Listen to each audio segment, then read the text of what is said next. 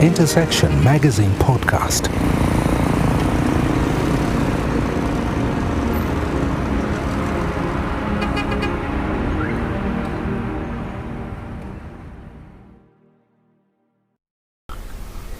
Welcome to Intersection Magazine Podcast. In this episode, we feature the second part of coverage for February 2024. At the start, we were really thinking about having one episode to cover all 3 months, but that's a little bit too much content for one episode, so split it up into 3 different episodes, but really it's just 1 quarter. So in the month of February, we'll cover what existed, what we wrote in the month of February for Intersection Magazine, so that those of you who are not currently able to subscribe to the written version of the magazine can at least listen to highlights from the magazine for that month.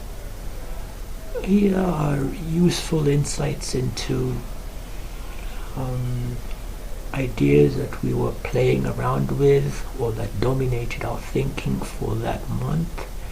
We have books that we read or a book that we previewed or reviewed. We have movies that we watched. We have restaurants of note that we either visited or that have very attractive advertising or that are very prominent on social media that can be replicated or visited for those of you who are into that kind of thing.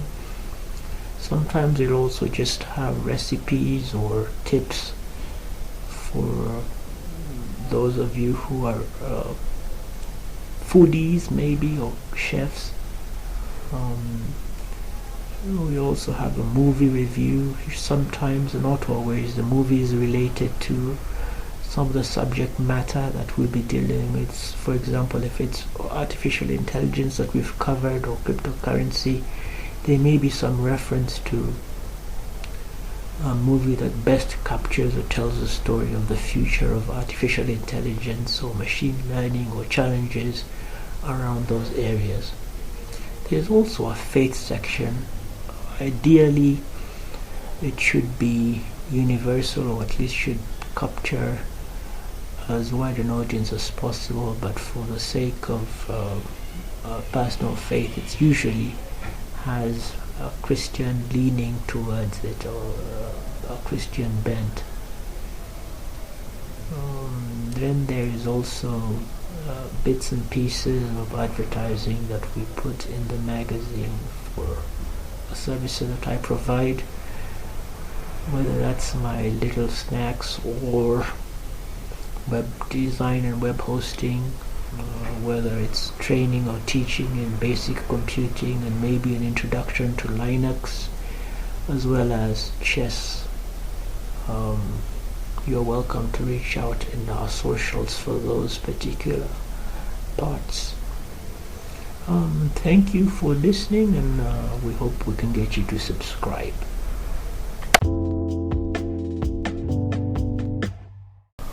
Now, in the month of February, we continued a discussion about Linux, which we actually spoke about in length in the previous section. We talked about what we covered in January. So I won't go into so much of the information that exists in this section, except to say we covered hardware, or like virtualization hardware, or what virtualization is, dual booting.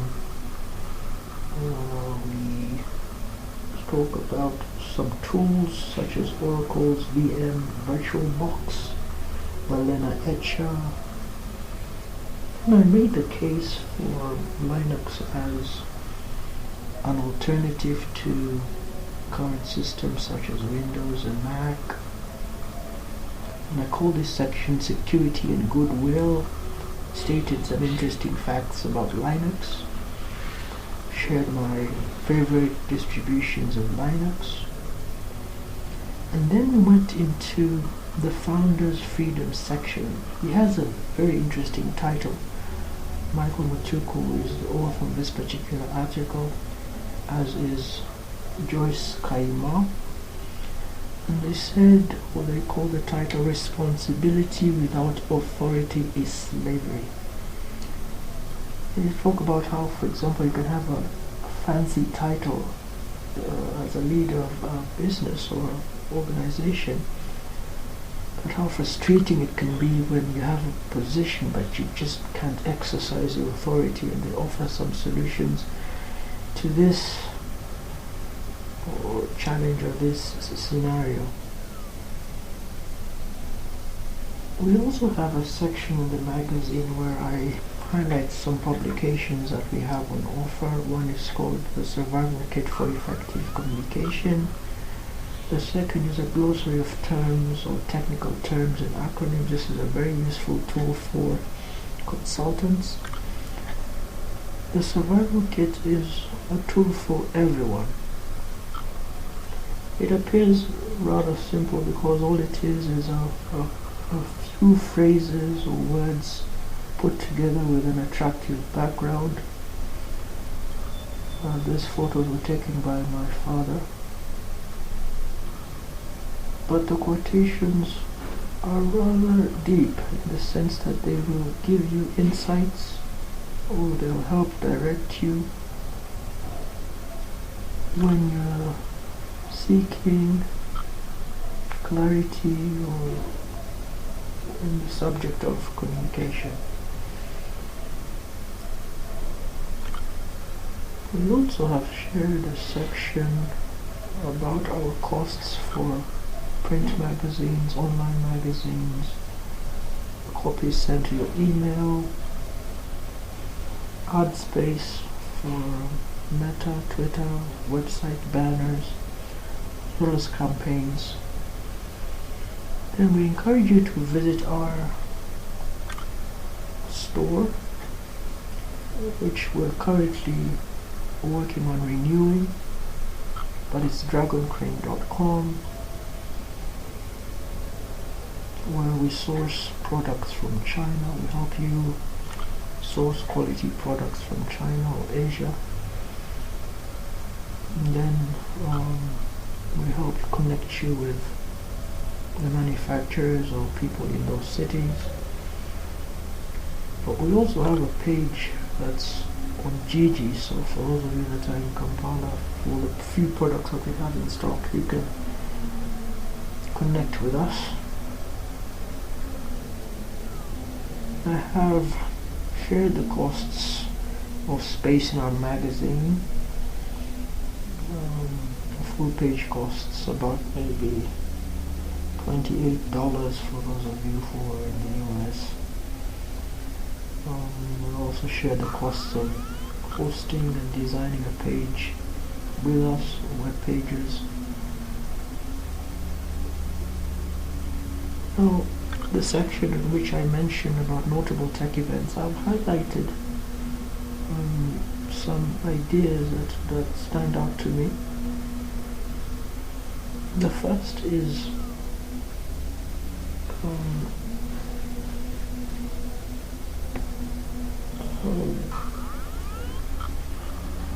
the exhaustion that takes place after attending so many events and leaving without feeling like you've achieved anything. So I make some suggestions, such as, for example, making your events more practical. Then I think in 2023 I also talked about the potential that exists in events of this nature, technology events, and how it is a very lucrative space.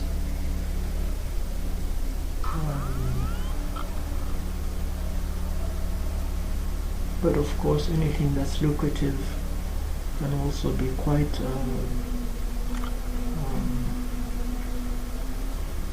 challenging to participate in. because you can end up isolating those who at the moment may not necessarily be able to afford access to your space. The other piece I mentioned, I titled this section Events, Awards, Profitability and Exhaustion. So the second or the third section I talked about was awards, or the award space.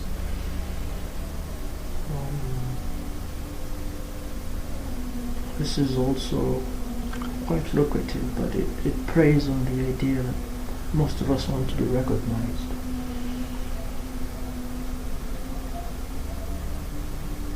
And we shared some ideas about how to make your events more effective,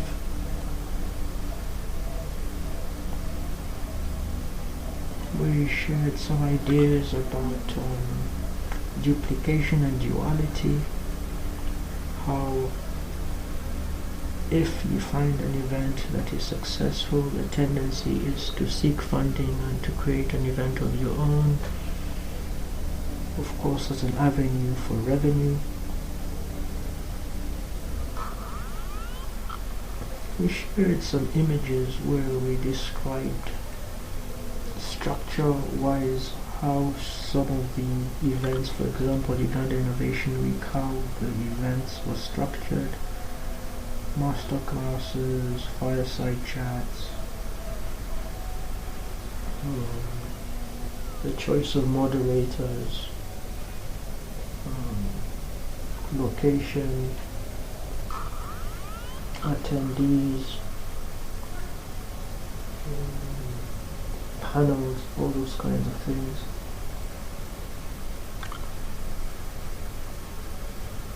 And we shared a section about the importance of competitions.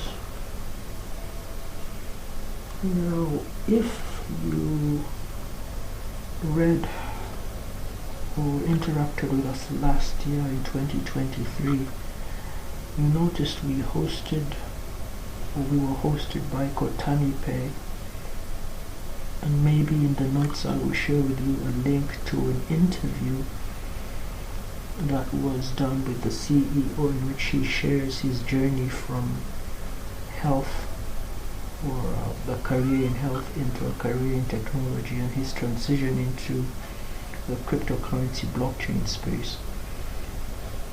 But he shares some interesting insights around how to navigate the fundraising space. This is an important conversation because many people that are in the startup space or that are establishing companies are not too sure how to go about this whole process, what events to take part in, what competitions to participate in, or those kinds of things, how to meet founders and funders and those create connections, partnerships. But the conversation that the CEO of Kotani Pay had with this podcast is interesting because it shares the intricacies or those the pathway that Kotani Pay as a company went through to get to the place where they are, and as well as the journey of the CEO himself. So in this section I talk about the importance of competition, and then I share the story of two particular individuals, one who runs a transportation and tech company providing digital ticketing solutions called Kasaiba Technology. I also share the story of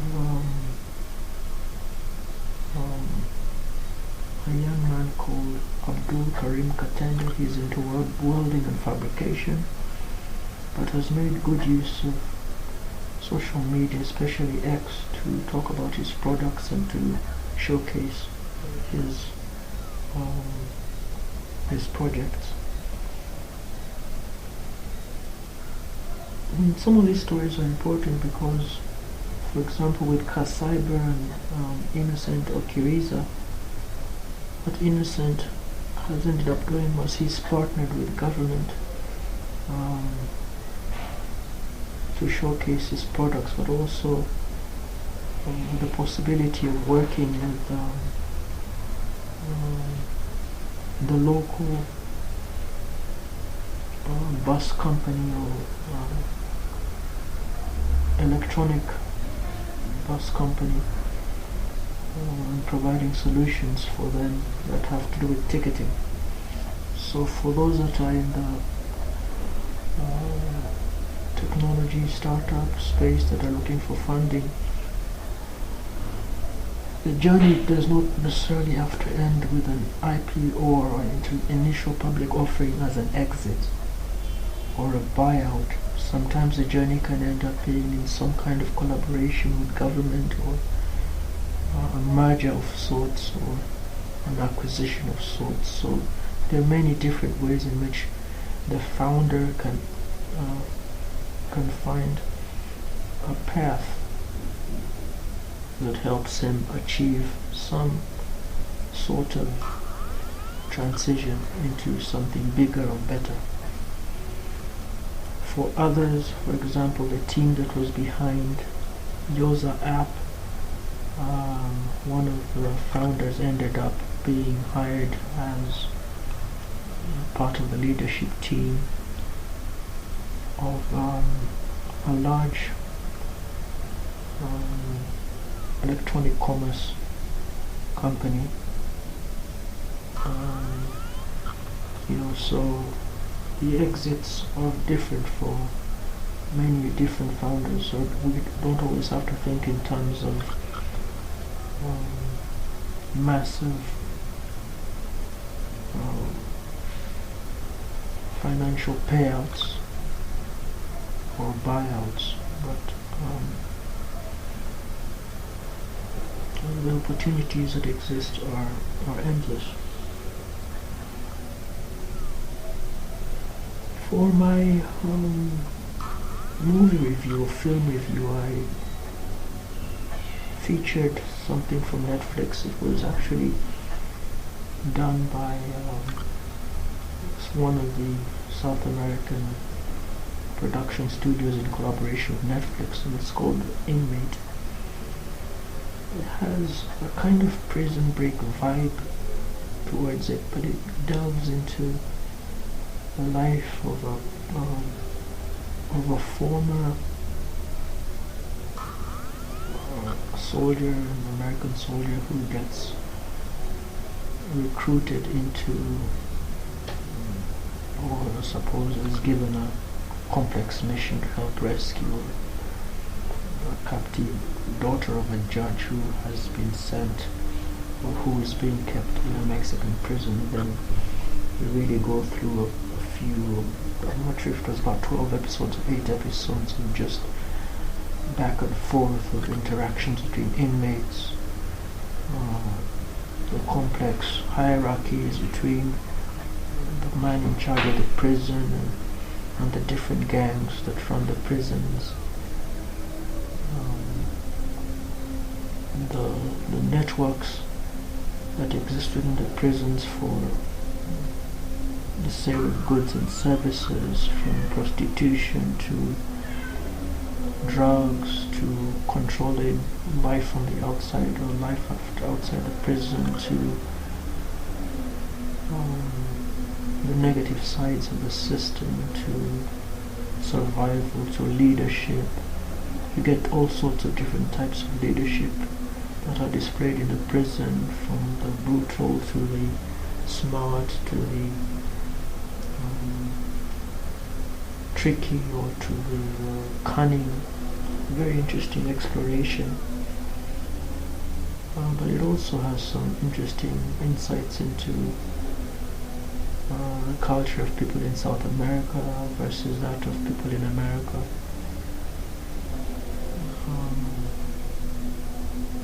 Really enjoyed the depiction of some of the characters, and the acting was just really amazing.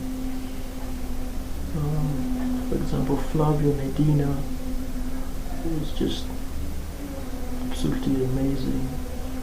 Luis Felipe Tovar, also absolutely amazing.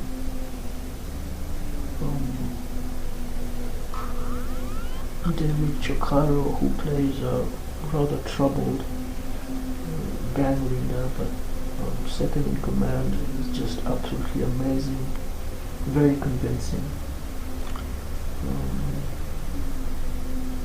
And a whole host of other characters. So it's a very well done series. I recommend that you watch that from Netflix. It's called The Inmate. My book recommendation comes from Moses Mukisa's book, Straightforward Growth, Financial Growth. It's actually connected to his previous book, which I reviewed.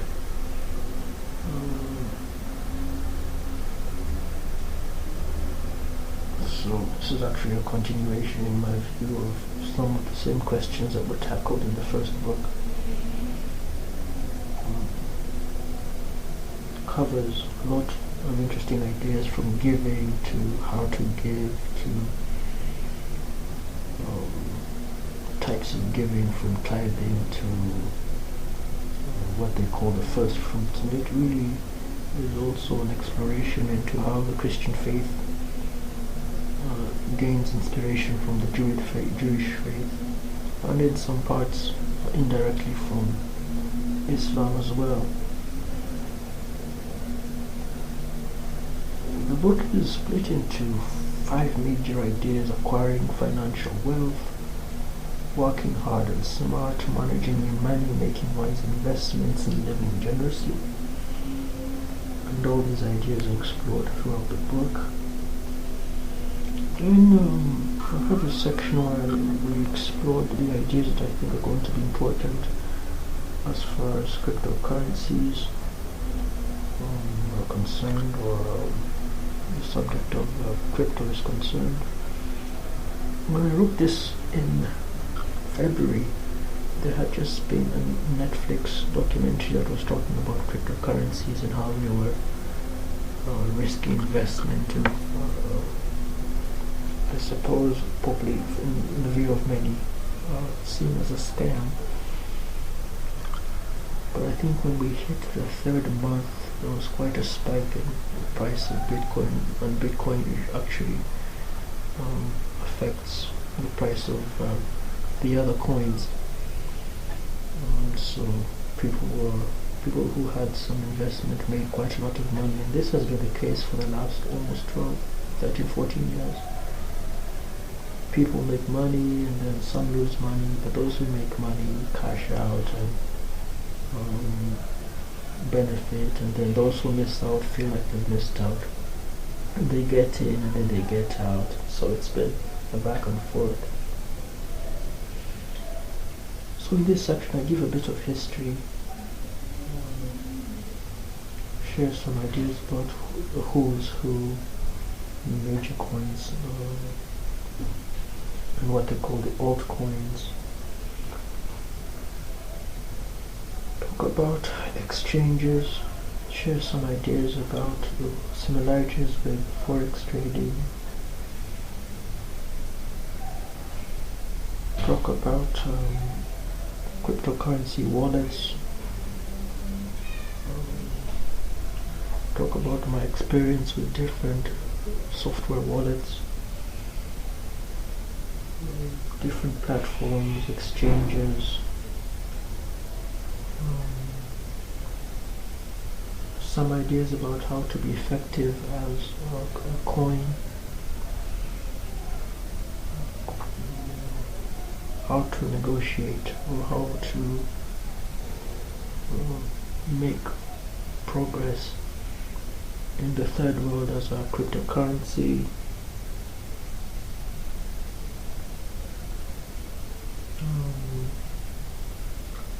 Mentioned in bits and pieces about FTX and Sam Bankman-Fried. mentioned some ideas about Ripple and the back and forth with government, Binance and the back and forth with the US government, the challenges about regulation, and the essence or the nature of cryptocurrency as a decentralized means of exchange. So these are some of the ideas that I believe are dominating the space, or that provide quite a lot of potential. So we make some suggestions how readers can benefit from these ideas. We share some space as well with some of the leading providers in the region, from BitPesa to Binance to Atomic to Binusu, many of which I've interacted with, to Eversense, to Chipper, to Muda, and many others.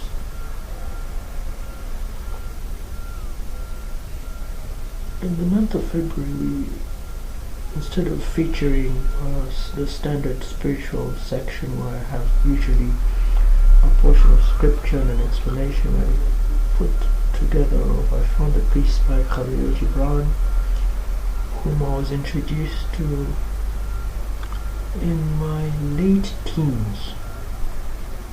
It was quite a while back. And his poem says, "Do not live half a life, and do not die a half death. If you choose silence, then be silent. When you speak, do so until you are finished. If you accept, then express it bluntly. Do not mask it. If you refuse, then be clear about it, for an ambiguous refusal is but a weak acceptance. Do not accept half a solution. Do not believe half-truths. Do not dream half a dream. Do not fantasize about half-hopes. Half the way will get you nowhere. You are a whole that exists to live a life, not half a life." And it's a poem from the book called The Prophet. Now, in the restaurant section, I found this attractive delivery offer from Luca's Kitchen. I believe he's based in Kira, and I ordered some of his meal that he was offering. Delivery was relatively fast, so I encourage you guys to try these guys out if you're in Uganda. Plus 256-709-294-485. It's Luca's Kitchen. Chicken, beef, chapatis, gonja, sweet potatoes, French fries. Really good stuff. In the final section on mental health, we went on to talk about, because this was a section we're talking about bipolar disorder, so we're finishing off that section, and we talked about recognizing triggers, psychological treatment. We give examples of psychoeducation, cognitive behavioral therapy, family therapy, and we talked about some of the challenges that people face with medication, especially maybe those who are with child.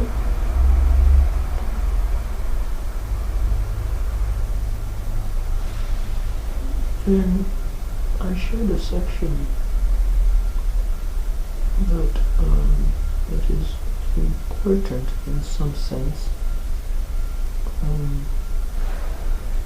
because it talks about the connection of how religion views depression. And this I think is important because a very large number of people subscribe to some kind of faith.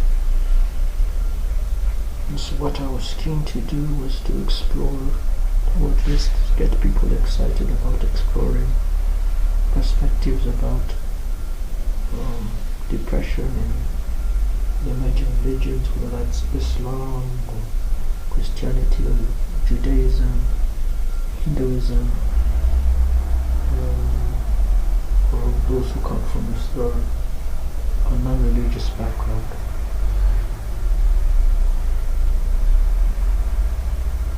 Then there was some definitions: what is mental health, what is mental illness,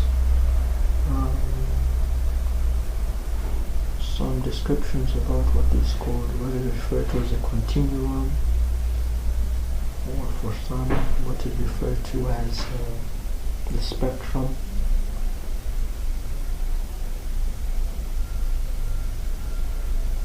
For Q&A, we featured the founder of a savings and investment group, as well as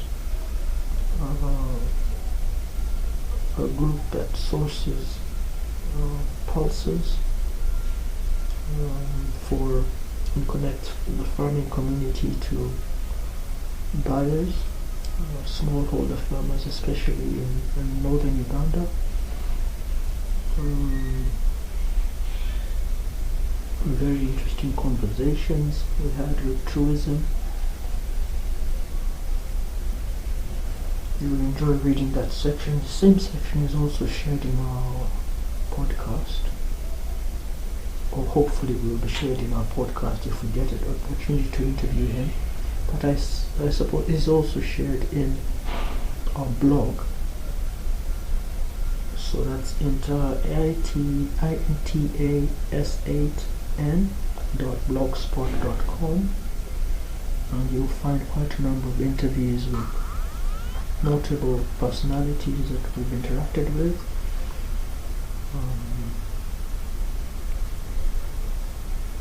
I was interested in the founder of Truism, interested of course in his educational background,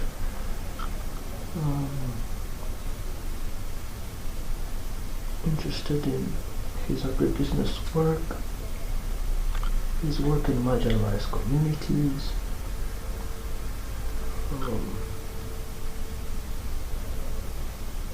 his ideas around superfoods,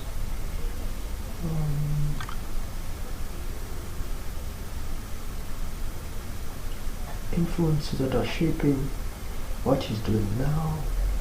He has very strong views on climate change and food security, soil richness, preservation of biodiversity. So I believe you really benefit from reading this section with Jimmy Owuni of Truism. So that ends the February issue of the magazine.